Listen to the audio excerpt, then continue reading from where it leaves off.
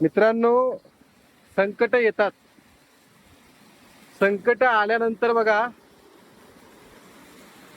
तरी निसर्ग जगण्याची आस सोडत नाही. हे बघा, निसर्गाची किमया वर हिरवगार आहे आणि या ठिकाणी तुम्हाला वीज पडल्यामुळं जळालेलं झाड दिसत असेल.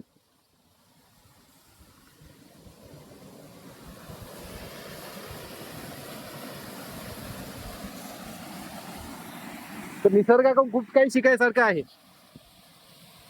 तेच हे झाड आहे.